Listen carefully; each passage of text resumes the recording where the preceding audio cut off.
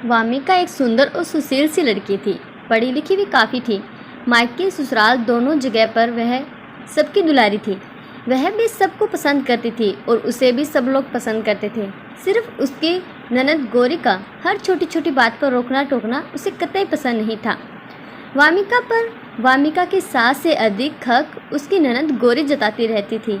यहाँ तक कि वामिका को उसके पति अतुल के साथ उठने बैठने पर भी गौरी की नज़र होती थी और वह हर बात में कुछ न कुछ समझाइश अवश्य देती थी। इस बात पर वामिका को चिढ़ सी होती थी।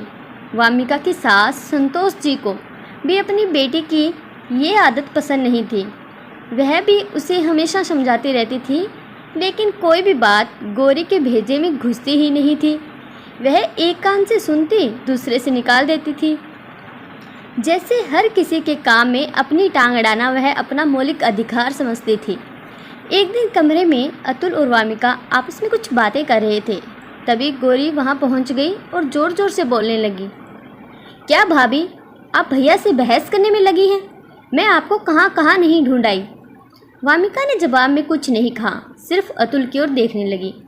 तब अतुल ने कहा, क्यों गौरी, तुम्हें हमारी आपस की बातें भी अब बहस लग रही हैं क्या? क्या कहना चाहती हो तुम? हम दोनों एक साथ उठे बैठे भी ना। अरे नहीं भैया, मेरा मतलब ये नहीं था। मैं तो बस ये कहना। गौरी की बात को बीच में ही काटते हुए अतुल ने कहा, तुम्हारा मतलब तुम ही जानो और जाओ अब यहाँ से। गौरी भी वहाँ से वापस चली आई। फिर जब शाम को रसोई का वक्त हुआ तब गौरी खाने में अपना रंग दिखाने लगी। भाभी, ये क्या बनाया आपने? आप तो जानती हैं ये सब यहाँ कोई नहीं खाता। कम से कम माँ से या फिर मुझसे ही पूछ तो लिया होता कि किसको क्या पसंद है। वहीं पर गौरी की माँ संतोष जी ने तत्काल चक्कर कहा, वाह वामिका, ये तो तुमने लाजवाब डिश बनाई है। मुझे तो बहुत स्वादिष्ट लगी। मुझे भी माँ, बहुत बढ़िया खाना बनाया है वामिका ने, लेकिन शायद गौरी को पसंद नहीं आया। इसके लिए दोपहर का कुछ खाना बचा हो तो ला दो वामिका। बिना मन के जबरन क्यों खाना, जब कोई भोजन रुचिकर ना लगे। गौरी अपने भाई अतुल और माँ संतोष जी द्वारा वामिका के हाथ के बने खाने की तारीफ करने के बाद कुछ नहीं बोल सकी, लेकिन अंदर ही अंदर काफ़ी तिलमिला गई थी। फिर सबके साथ अपने अनमने ढंग से ही सही पर खाना खाया। उसके बाद वह अपने कमरे में चली गई। कमरे में अपने बिस्तर पर लेटकर वह सबको बहुत देर तक भुनभुनाती रही थी।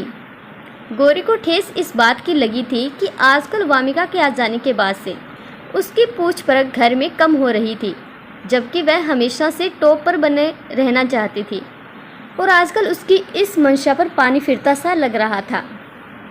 इसीलिए वह अंदर ही अंदर तिलमिला रही थी, जबकि ऐसा कुछ भी नहीं था।